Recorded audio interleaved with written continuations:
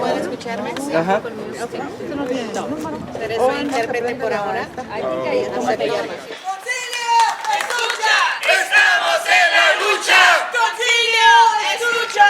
¡Estamos en la lucha! ¡Concilio, escucha! ¡Estamos en la lucha! ¿Estabilización? ¡Sí! ¿Revocación? ¡No!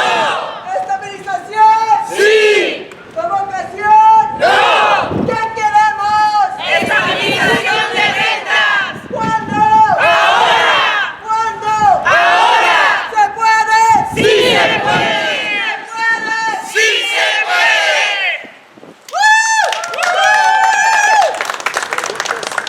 ¡Estabilización de renta! ¿Qué queremos? ¡Estabilización de rentas! ¿Cuándo?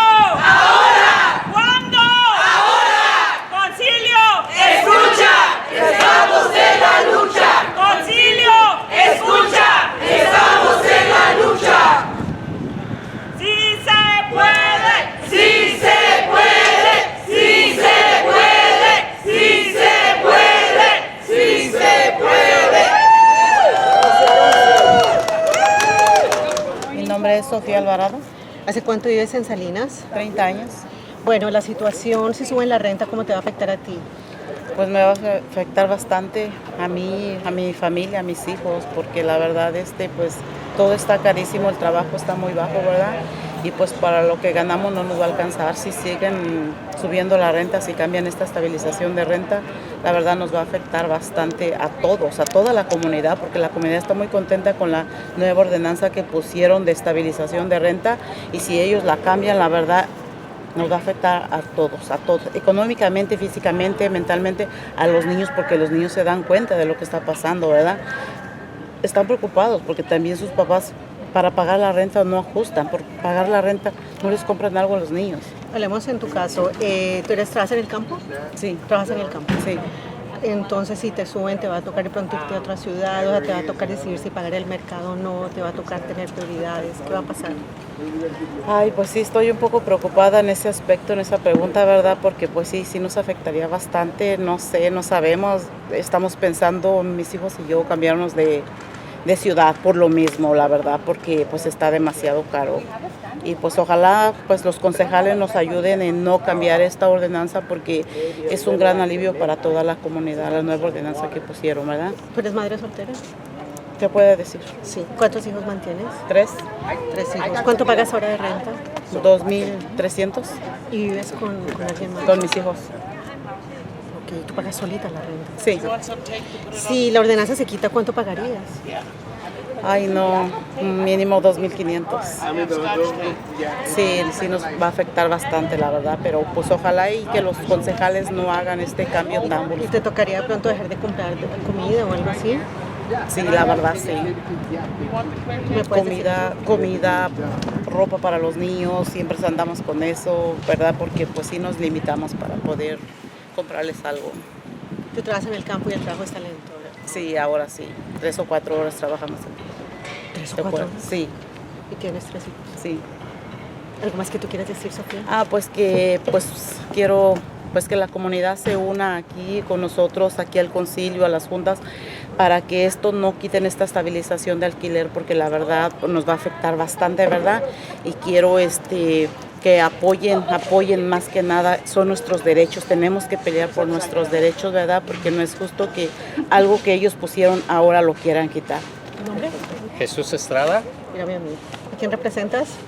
Soy un organizador de vivienda con Centro de Advocacy de la comunidad. Hablemos en este momento cómo viven las personas. Viven 3, 4 familias en la casa, y si se llega a quitar esta ordenanza, entonces serían, ¿qué pasaría? ¿Cómo viven ahora y cómo sería la situación? Bueno, la condición ahorita es evita un poquito de vivir 2, 3 familias en una casa. Así está ahorita. Pero si quitan la ordenanza, entonces sí va a aumentar 2, 3 o más familias en un apartamento. Es lo que va a pasar si quitan estas ordenanzas. ¿Usted cómo ve la situación de los inquilinos ahora que usted anda en comunidades de Salinas acá? O sea, la verdad es muy difícil, tienen que decir si pagar renta o comer y... Sí, ahorita la comunidad inquilina o los inquilinos están muy preocupados y enojados, ¿sí? Porque ¿cómo va a ser posible que los nuevos concejales quieran revocar las ordenanzas que ellos estuvieron luchando por casi 2 años? Pero ahorita la gente está muy enojada y preocupada. ¿La ordenanza cómo ayuda? ¿Cómo ayuda la ordenanza? Bueno, las ordenanzas son 4 ordenanzas. Una de esas es estabilidad de renta, que es de 2.75, que pueden aumentar al año, ¿sí? El otro es 3 meses de asistencia económica para las personas que son desalojados sin culpa o injusto. Entonces la otra es acoso o hostigamiento de los propietarios a los inquilinos. La otra es ¿Qué acoso? ¿Qué pasa con el acoso y hostigamiento? el acoso es ¿Pero qué pasa cuando hay acoso? Bueno, cuando hay acoso puede que por eso hay una mediación también por medio de la ciudad, que pueden tratar de negociar con los inquilinos y el propietario si hay acoso por parte de los propietarios. Es lo que hay ahorita, y todo eso pues se va a ir a la... ¿Y la otra? Y la otra ordenanza es alquiler de renta, ¿sí? Que los propietarios tienen que pagar cierta cantidad, creo que no estoy seguro si es $25 cada unidad, y ese dinero pues va para ayuda a los inquilinos también, como asistencia si necesitan pago de renta. ¿Qué están haciendo ustedes como CICIE para ayudar a sus inquilinos? Nosotros lo que estamos ahorita es llevando información a la comunidad y también buscando a reunión con los propietarios.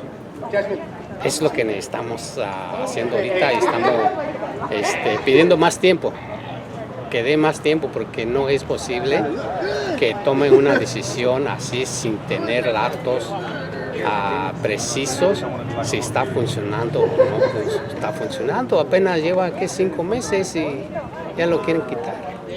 Perfecto. Revocarlo. Eso es todo. Muchísimas gracias. Sí. Mi nombre es Graciela González. ¿A quién representas? Estoy con Centro Binacional para el Desarrollo Indígena Oaxaqueño. ¿Qué están haciendo ustedes para ayudar a las familias en esta situación? Ellos más que nada llegan con nosotros con sus documentos para que nosotros podamos como interpretarlos. En este caso, cuando pasaron las ordenanzas, ellos llegaron con las cartas que les habían enviado por parte de la ciudad de que donde viven se les aplicaba la ordenanza. Entonces les estuvimos explicando paso a paso como todo lo que aplicaba en donde ellos viven. Entonces prácticamente todo lo que se pasó, se aprobó, aplicaba en donde viven, y ellos también venían para que pudieran participar en el concilio. Nosotros estuvimos presentes para interpretarlos como en su idioma nativo. En este caso yo hablo mixteco, estuve interpretando a las personas en mixteco, mis compañeras en chatino, a algunos en triqui también. ¿Cómo están viviendo ahorita la comunidad indígena? Está bien difícil pagar la renta ahora, y si la suben, pues entonces si quitan la ordenanza va a ser peor. Lamentablemente sí hay mucha preocupación, ya que ellos, como le comento, venían con una sonrisa en la cara porque ellos decían, es algo por lo que luchamos. Ahorita están con la preocupación, están tratando de participar también en el concilio para que ellos puedan pedir que no se quite, y está la preocupación constante, ya que antes de que se aprobara la ordenanza ellos eran como, no eran escuchados realmente, porque difícilmente se podían comunicar si había algo que arreglar en donde viven, y luego a veces era nula la respuesta de los dueños.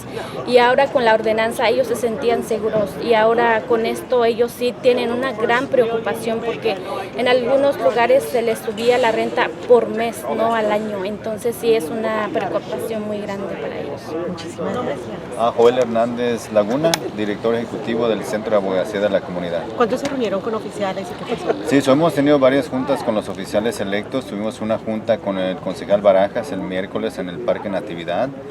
Tenemos una junta programada con la concejal Gloria La Rosa hoy, viernes 9 de mayo a las 3:30 aquí en el concilio de Salinas, para seguir pidiéndoles lo que vamos a hacer es, necesitamos más tiempo. En 2 años se hizo esta ordenanza y en 4 meses se quiere quitar. Necesitamos más tiempo para en verdad ver con los propietarios y con otros grupos cómo se puede mejorar esta ordenanza y cómo mejor para los propietarios y para los inquilinos. Ok, la respuesta de los concejales que ha sido, ¿qué han dicho? Ya la respuesta de los concejales es te escuchamos, pero no vamos a tomar una decisión hasta que no sea el día 13, cuando es ¿El día 20? El día 13 viene al concilio para dar la primera lectura. Una de las cosas de las que aprendimos es que va a haber 2 lecturas de la ordenanza. Pero el día 20 toman la decisión. No, el día 3 de enero, 3 de junio. La primera lectura va a ser el 13 de mayo a las 6 de la tarde aquí en el concilio de Salinas. Esa va a ser la primera lectura. Ese día el concilio puede tomar una decisión diferente de alargar el tiempo, de que los inquilinos y organizaciones y propietarios puedan venir a la mesa y tener un diálogo sobre esta ordenanza, en vez de que ellos tomen una decisión. Que nos den la oportunidad nosotros de hablar con los propietarios y los inquilinos sobre la ordenanza. El 13 de mayo. El 13 de mayo. Ellos pueden tomar esa decisión. Pero la decisión... La decisión final sería el 3 de junio. Es cuando ellos tomarían la decisión si se va a quitar, si se van a alargar más tiempo o si se va a quedar la ordenanza. Cuéntame de la ordenanza, ¿qué es lo que dice? Ya, la ordenanza son 4 ordenanzas en una. Pueden ser separadas, pero una ordenanza es del aumento de 2,75% solamente al año. La segunda ordenanza es 3 meses de reubicación en caso de que sean desalojados sin una causa justa. La tercera es protecciones para los inquilinos de acosos que obtienen sobre los propietarios o dueños. Y número 4 es un registro de alquiler. Un registro de que cada persona que renta una casa tiene que registrarla con un costo, y ese dinero se genera para que ayude a mantener el sistema de la ordenanza y ayuda a tener fondos para más recursos. Que me toca correr. Sí,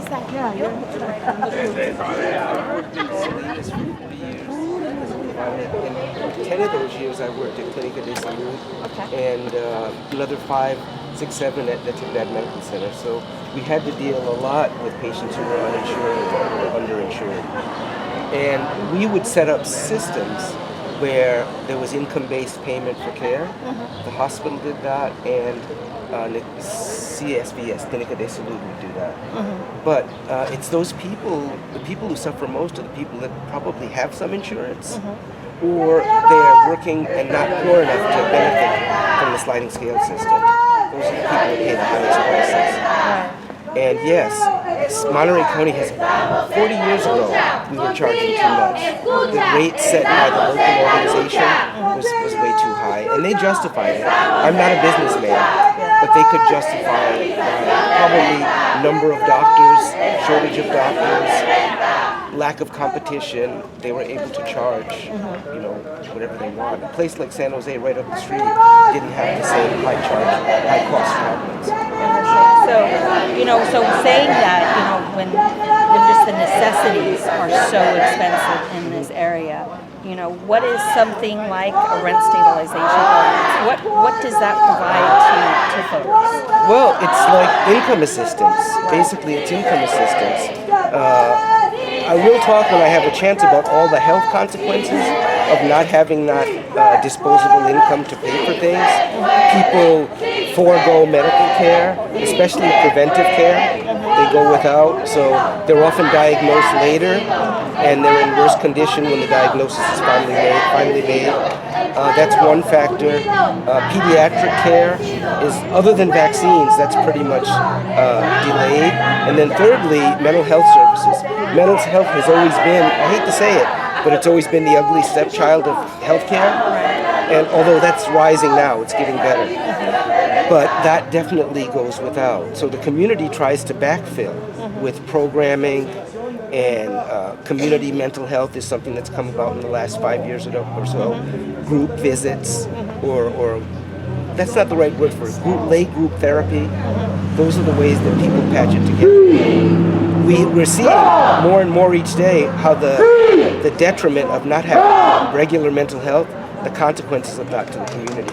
And then so with something like this, so these sort of kind kind of slurry of all these negative things impacting people's mental health and their ability to seek sort of preventative care, you know. So is this all compelling you to come out and speak out then? Or yeah, that's part of it, but I think it's more the personal side of it, the personal experiences we've seen, the things that you hear in the office. I mean, that's what strikes you most. Okay. I brought a testimony from one of my colleagues who works at Alisal Health Center. And that's what he brings home at night. That's what makes him, I don't want to say cry himself to sleep, but that's what he ponders before he falls asleep at night is these things he couldn't manage in the office, right? And stuck with him. And I have a very good story that I'll share with the crowd. I shared one a few nights ago at the listening session with Barajas. So, you know, does that answer your question? It's an intensely personal profession. Right. And because people are sharing these personal things with you, and you know, it's not necessarily a medical thing, right? You know, so but it's all kind of impacted. And how did that listening session with Barajas go? Was he listening? He looked like he was listening, but he didn't even look like he was listening. I don't think it went well. No. All right. Well, we'll see what happens. Yeah. Well, Okay. thank you. What is your name again? Just Dr. John Silva. John Silva. Thank you so much. My name is Jasmine Topete. And can you tell me a little more about the meeting here today? Yes, so the meeting here today was to hear us out, and so the council members can see that we are here, we are present, we are fighting for these rent ordinances, because it's not just one, it's not just rent stabilization, there's 4 ordinances. And if they really cared about us, about the community, they would focus on those other 3. If they could bring back the rent stabilization, me in the works again, believe it, meanwhile, to see how it progresses, to see how it's doing. But they want to take away anti-harassment, tenant protections, eviction, unjust eviction, relocation, that part. They want to take those 3 away, and that's not fair. They don't really care that we're going to be left without those ordinances. It seems like the city's taking away more stuff than giving. They are. That's what it seems, and that's what we've been hearing. They haven't even probably spoken. We heard Jose Luis Barajas. He admitted it. I haven't really spoken to the community members. A lot of them. I haven't really spoken to the community that took this. That took this initiative. So you're telling me you're repealing them, you're taking them away without understanding how they work or without understanding the community. Has the community tried reaching out to their own district members? Yeah, they are. Any response? We just had a meeting with Jose Luis Barajas, barely came out to speak to the community, and I don't know about the rest. What are some things that the city should be doing to help out the people? Well, they talked about taking away these rent ordinances and implementing a rental assistance program. When have you seen that work? But it was implemented during COVID, $50 million were spent. Where are the people now? They're still struggling. It's not going to work. You say you're going to take these ordinances away and put in place a rental assistance program, but when asked where the money was going to come from, you still don't know. When asked how it was going to work, you still don't know. That's what Barajas had said. So you don't know where this is coming from, and you're taking away these ordinances, and there's no protection. Since these protections were already in place, and if they're taken away, who is it going to fall back on? Well, the landlords are going to take it out on us, on the renters. That's what they're going to take it out on. It seems like this is just a temporary solution. Yeah, that's what it seems like, and that's what it was during COVID, just a temporary solution, patchwork, and that's it. Meanwhile, rent stabilization, the rent ordinance was going to help us out in the long future. Meanwhile, they're building houses, 3, 4, 5, 10 years until they build other housing. But meanwhile, are they still going to keep increasing rents? Meanwhile, the rent ordinance helps us cap that rent while they construct more homes. And the communities that are already here, they need help too. For example, just about 2 days ago, there was a major crash where the power was out for a lot of Salinas. And the reason what caused this was because they knocked down 2 electrical poles when we could have fiber optic in the ground, but they're planning to expand more when they should be working on the communities here. Yeah, they're focusing on other what's the word I'm looking for? On other topics instead of focusing first on community, first here, and fixing what's wrong here, fixing what needs help here. And they're not really focusing on that, rather just taking it away without having a plan in place. So, aquí estuvimos hoy para poder hablar y dar nuestras perspectivas y que los miembros del concilio nos escuchen, para que escuchen nuestras opiniones sobre la estabilización de renta y lo que están haciendo, que no está nada bien, pero estuvimos aquí para expresar esos sentimientos. La ciudad debería estar enfocándose en la comunidad antes que cualquier otra cosa. La estabilización de renta, las ordenanzas, porque no nada más son no nada más es una ordenanza, son 4 ordenanzas que protegen el acoso al inquilino y protege la evicción injusta y protege los derechos del inquilino. Entonces son 4 ordenanzas que quieren quitar. Si en verdad se enfocaran en nosotros y quisieran ayudarnos, se enfocarían en no quitar nada de las 4. Podrían decir a la restauración de renta, hey, vamos a traerla para atrás, vamos a hablar qué es lo que se necesita, qué es lo que quieren, pero dejar las otras 3 intactas, porque es lo que nos protege también. No nada más quitar las 4, sin saber y hablar con los miembros de la comunidad cómo nos está afectando a nosotros. It seems like a temporary solution. Ya, dicen que quieren quitarlas, como dijo el miembro del concilio Barajas, que quieren quitarlas y poner en lugar un programa de apoyo para renta. Pero ¿cuándo ha servido eso? Invirtieron $50 millones durante el tiempo de COVID y no ayudó. La gente todavía está batallando por casa, por vivienda, por pagar rentas, no les alcanza el dinero. Entonces es nada más tapando el hoyo, pero de todos modos se va a tapar. La ciudad debería estar enfocándose en nosotros, en la comunidad, en escucharnos los que están pasando, porque la mayoría son renteros y los problemas que están pasando, los acosos que están pasando por los dueños, y no todos los dueños son iguales, pero sí tenemos que tener en cuenta que la mayoría de personas aquí son inquilinas y que necesitan protecciones. ¿Cuándo? ¡Ahora! Good morning and welcome to the Housing Coalition press conference on the rent stabilization and tenant protection ordinances. My name is Andrea Manso and I'm the Executive Director for Action Council on Building Healthy Communities, Monterey County. Good morning, my name is Joel Hernandez Laguna. I'm the Executive Director at the Center for Community Advocacy.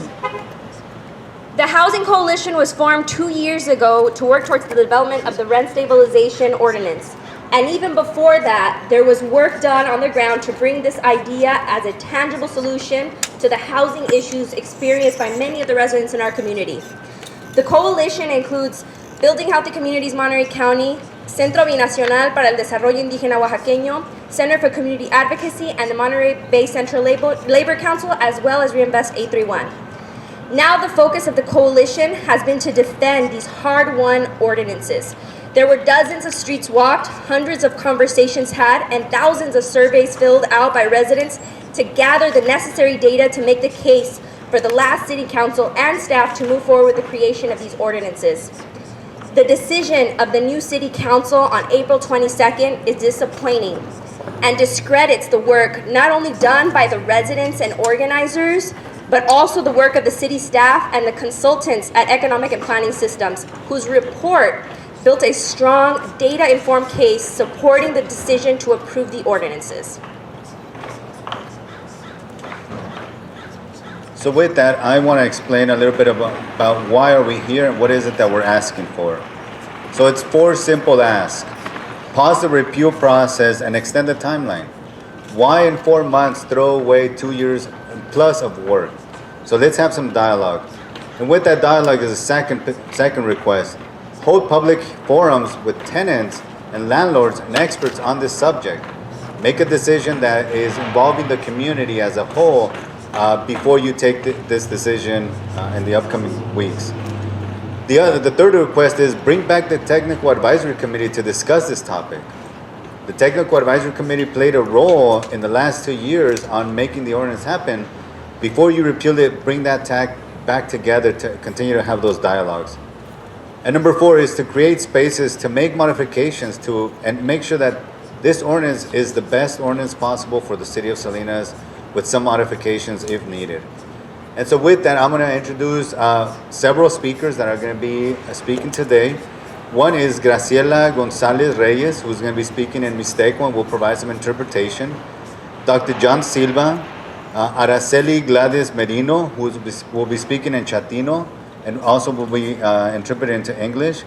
And from Supervisor Wendy Rude Askews, Eric Mora, policy analyst. And last, one of our youth leaders, Jasmine Topete. And so with that, I'm going to call Graciela Gonzalez Reyes to address the press conference.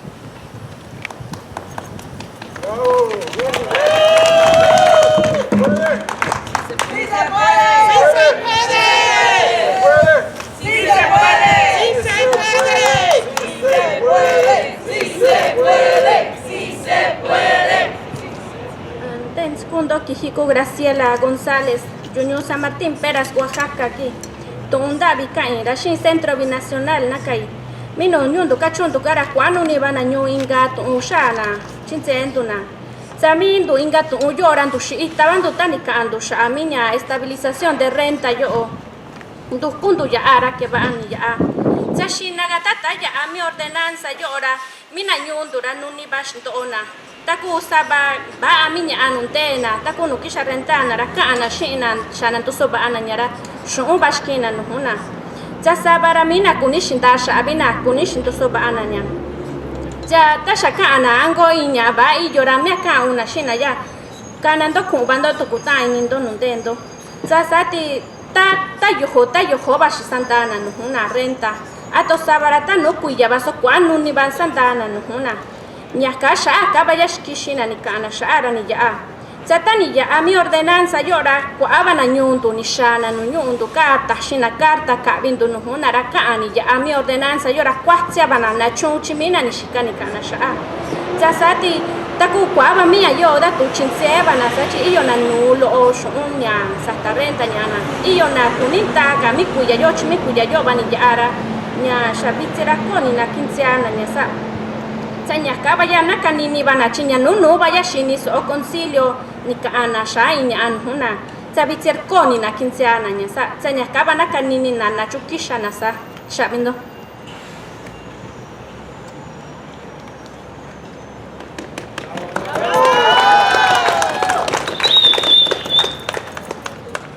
So I will do the interpretation into English. My name is Graciela Gonzalez and I am from San Martín de Peras, Oaxaca. I speak Mixtec. I am with Centro Binacional para el Desarrollo Indígena Oaxaqueño, and in our offices we work with the indigenous communities. The indigenous community was present asking and demanding that the rent stabilization ordinances be approved. Before the ordinances, the community suffered many abuses. If they asked to get something that was in bad conditions repaired, they were charged more, or sometimes the repairs weren't even made. In some places, they raised the rent every month, and in some places, they raised the rent at a large amount every single year.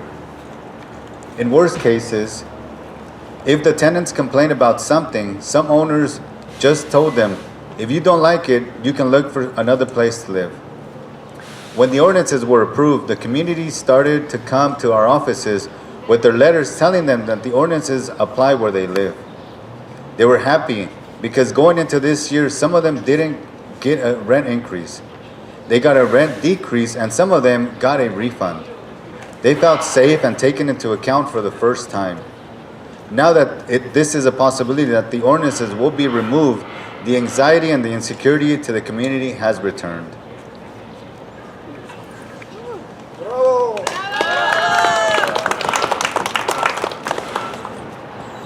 Okay.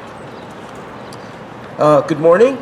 I'm Dr. John Silva. I'm a primary care practitioner. I've practiced here in Salinas since 1987. I represent a coalition of healthcare providers for equity, allyship, and community empowerment. We held a press conference here last month, just ahead of the April 22nd council meeting.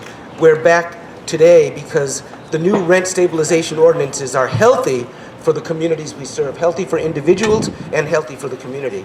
I'm going to talk about why we feel these ordinances are healthy, and then I'm going to put a pin in it with a really great patient story that was sent to me from the Alisal Health Center. And finally, I'll leave with a call to action. So, housing is a health determinant.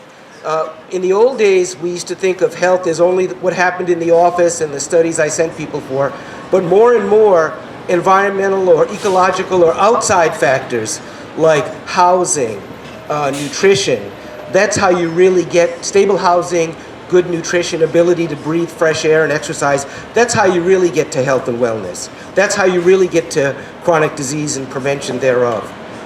Housing instability is a community threat.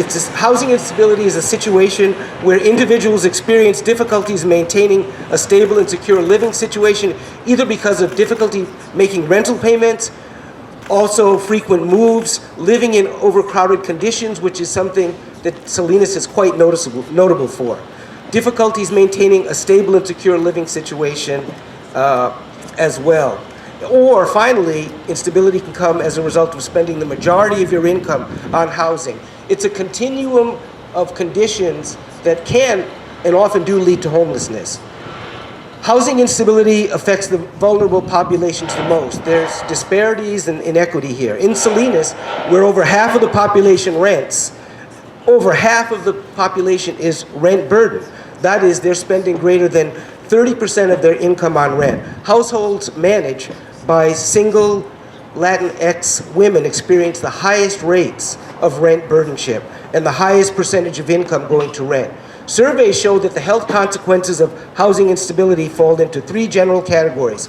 1, access to care. Routine office visits are often bypassed. Sometimes that includes visits for vaccinations.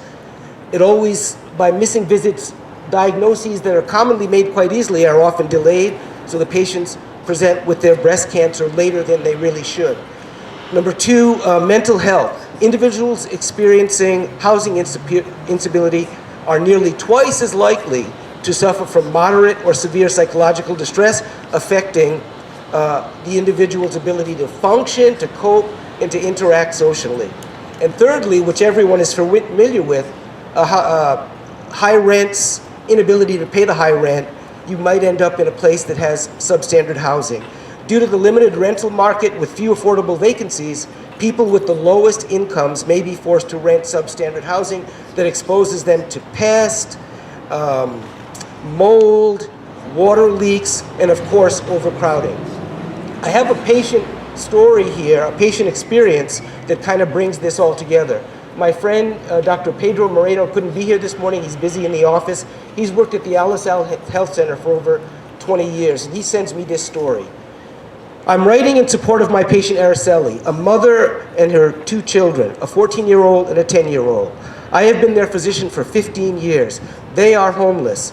Let me mention that he sent me this letter the week of Thanksgiving. They are homeless, living in their car for the last 3 weeks, suffering cold nights, exposure to gang violence, fearing for their lives. He's working in conjunction with social workers, not applied by the city, but through the county, to find stable housing as soon as possible. Unfortunately, they had contracted shelters and public housing organizations and are unable to find any housing for these children. As their physician, he was very worried about them. They all have serious medical and psychological problems and need stable housing urgently. One of the children has a breathing disorder, causing him to gasp at night. He needs prompt evaluation and maybe even surgical treatment. The other child suffers from severe depression, anxiety, and ADHD, and is not attending school. The mother herself is very anxious, of course, and worried about how to provide food, shelter, and medical care while living in a car. She is separated. Her ex-husband is out of state and not providing any financial support. She is a devoted mother and is working in a vegetable packing company. I have cared for this family for more than 50 years. Since then, I have painfully listened to their stories about their horrible experiences with slum landlords, as we've heard described earlier, and seen pictures of their bedroom infested with cockroaches and mold. When she expressed her concerns about her slum landlord, he evicted her. She has lived since in motels, garages, and rented unsanitary rooms. Consequently, her children have suffered emotional scars that will last all their lives. So at this point, Dr. Moreno had sent, threw out lifelines. Where could he get help? The city was no help. He was eventually able to get the family into the warm shelter over there on East Laurel, and he's lost track of her since then. So there's an example, I think, that kind of brings all the issues together regarding family health.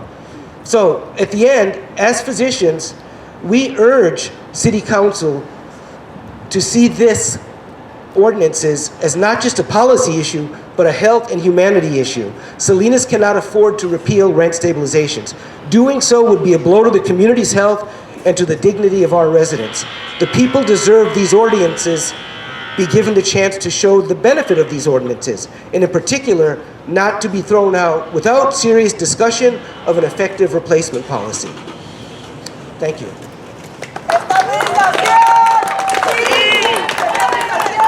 Sí. Revocación. No. Revocación. No. Estabilización. Sí.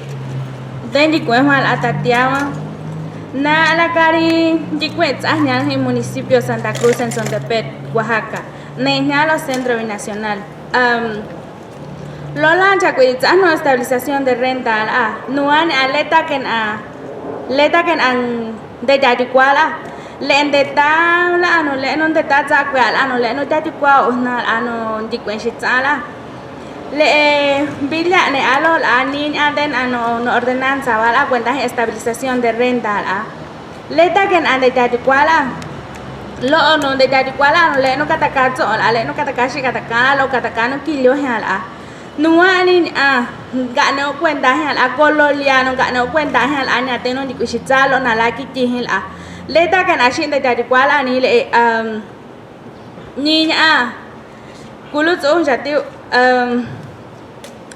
le nuan colonial ano gano cuenta hanya teno na laki tihil kasateo hal ano le no kakata di kuano ordenanza hal le ne ani tengo di kushitsala lo anzu cuenta leta na no cuenta hal machine con la no takashi ta la pero liquiña tengo takaki jihla ininya kulutso jati unya i mashiro kus atsa au tsaka au kunyari ke au tsaka ana itina kusa tengo hanya le nanzu cuenta ali le tatian kwat indian la kwano kulutso jati leta ken anu shino ganitsa la angu taungu jana o shitsala no lola ne lo hiano shitakala lola ne lo hiano leta ken andu kola no kwaro la shitakala ken angu jana o shitsala inin dani la nante no cuenta lola ngwetsala gwetsa tsaka shino ne lo hiala mashila no takati zati hola pero ngwetsa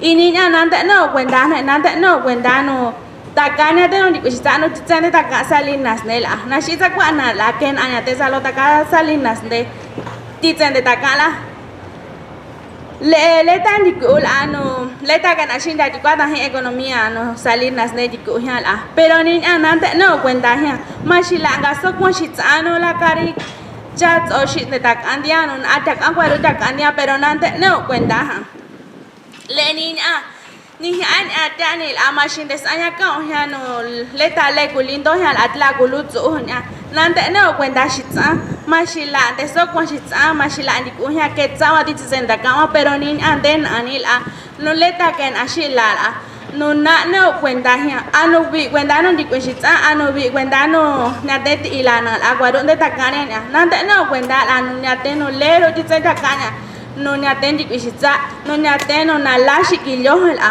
le vini atsa kwenda vini kulutsu jati le tsawi indi kwitala no ta ke tsaola ta ke tsalu la la kwa kulutsu jati lo no ta ne au kwenda shitsala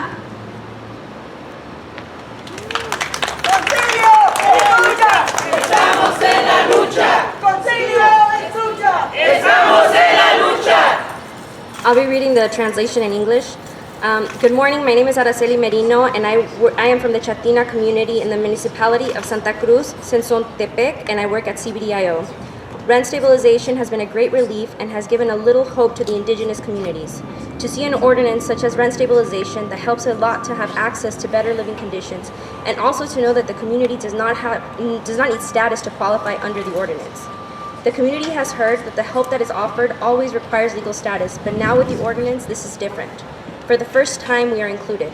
The community wants to receive information on why the council members want to revoke the ordinance. In the process for rent stabilization ordinance to be approved, a lot of research was done with real data, and all that information is now being ignored. This data showed the great need faced by the residents of Salinas. And have they considered that vulnerable communities will be most affected? They talk about an inclusive economy, but now we see the leaders in the community are being ignored. Now that they are raising their voices to get out from under the worst conditions, they are being ignored again. They are implying that there is a lot of discrimination against indigenous communities. They are making it seem like their needs are not important.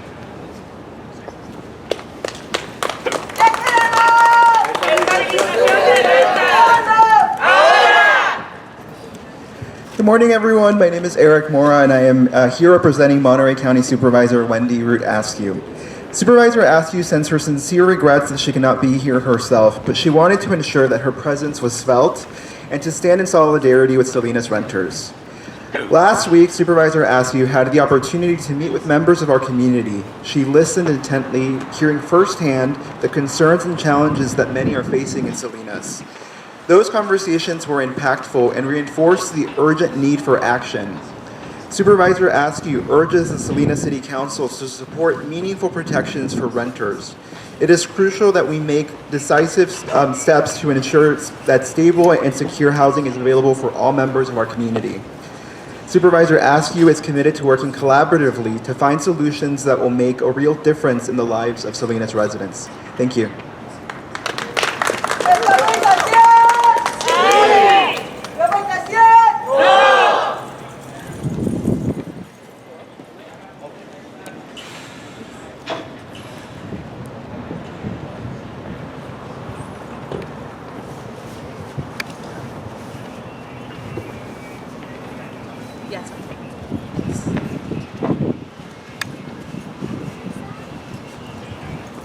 Good morning, my name is Jasmine Topete. I am 21 years old, a recent graduate from UC Santa Cruz, and I've lived in Salinas my whole life.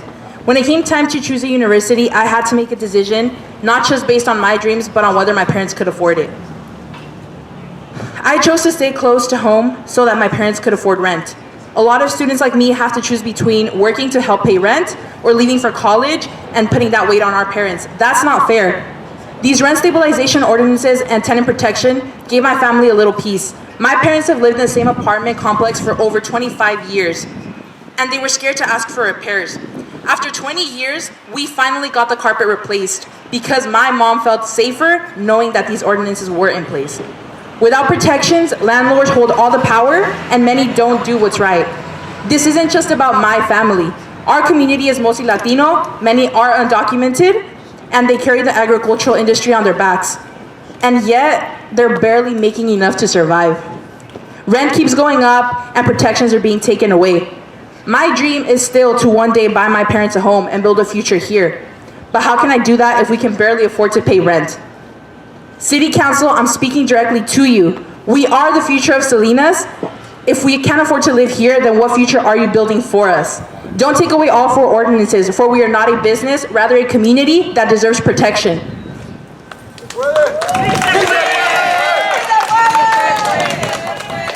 Concilio, escucha. Estamos en la lucha. Concilio, escucha. Estamos en la lucha. ¿Qué queremos? Estabilización de renta. ¿Cuándo? Ahora. Good afternoon, my name is Rebecca Andrade and I am a resident and homeowner of our beautiful city of Salinas. I'm here today as the superintendent of Salinas City Elementary School District and as someone who personally experienced housing instability as a young person, including displacement due to rent increases. Within our district's boundaries, we serve a diverse and hardworking community of over 84,000 families. About 2/3 of those rent their homes. Many of these families work tirelessly to provide for their children, yet challenges remain, as over 21% live below the poverty line. At Salinas City Elementary School District, we see firsthand how housing insecurity impacts our students' ability to focus, learn, and thrive. Nearly 94% of our students are identified as homeless. That means that they're living doubled up with other families. That's 94% that live doubled up. While others are seeking shelter in motels, temporary housing, or face nights unsheltered. These figures are well above the statewide average and reflect a profound need for stable and affordable housing options. Our district's work is anchored in the belief that joy, connection, and belonging are essential for students to succeed. When children have a safe and stable housing, they are better positioned to grow academically, socially, and emotionally. Today, I stand in solidarity with families and community partners who are deeply committed to creating pathways for greater housing stability. I am hopeful that we can collaborate with all of our stakeholders, including community leaders, elected officials, and advocacy groups, on thoughtful, compassionate solutions that serve the best interests of our children and our families, because together we can build a stronger, more supportive community here in Salinas, where every child has the potential for thriving. Buenas tardes, me llamo Rebeca Andrade y vivo en nuestra hermosa ciudad de Salinas. Hoy estoy aquí como la superintendente del Distrito Escolar Primario de la ciudad de Salinas y también como alguien que vivió la inestabilidad de vivienda en mi juventud, incluida la experiencia de ser desplazada debido a aumentos de las rentas cada año. Dentro de los límites de nuestro distrito servimos a una comunidad diversa y trabajadora de más de 84,000 personas. Aproximadamente 2/3 de las familias viven en viviendas de alquiler.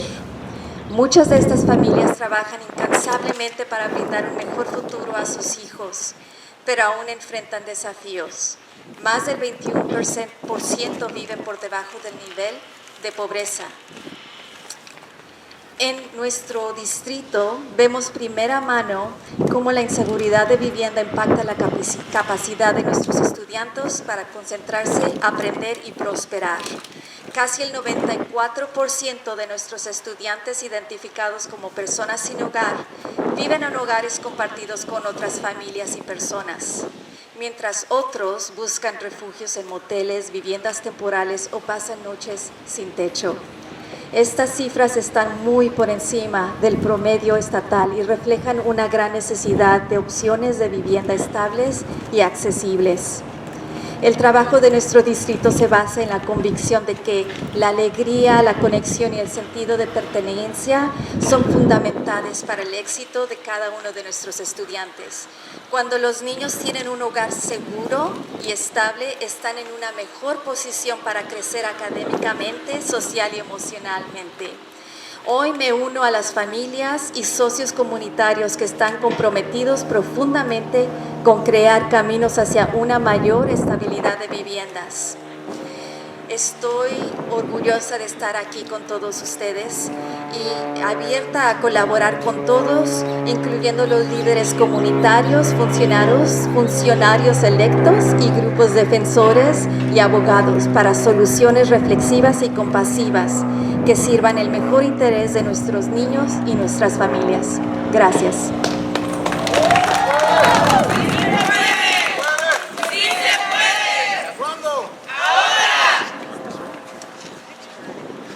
So you just heard many of the stories from the Chatino community, the Mixteco community, from physicians, education leaders, elected officials, and our youth. And so with that, I want to reiterate the points that we want to make here today of why is it that we're here and what is it that we're asking for. One is to pause the repeal process and extend the timeline. Let's continue to have dialogues and conversations on this topic. Number two, hold public hearings for tenants, landlords, and experts to come together and talk about this issue. Three is bring back the Technical Advisory Committee to continue to have these conversations among partners. And four is let's create space for making modifications to reassure that this ordinance is the best ordinance possible. So with that, there are several actions that you can take in order to pass that message along. One is we have a QR code here at the front where it will take you to the information to call your council member to reiterate these points. Two, it's show up at the city council meeting next Tuesday, May 13th at 6 p.m. when this ordinance will be read. And three, you can submit a public comment as well, and the QR code will also take you there. So that's the action that you can take today. And so with that, we will go ahead and close this press conference, and thank you everybody for coming here.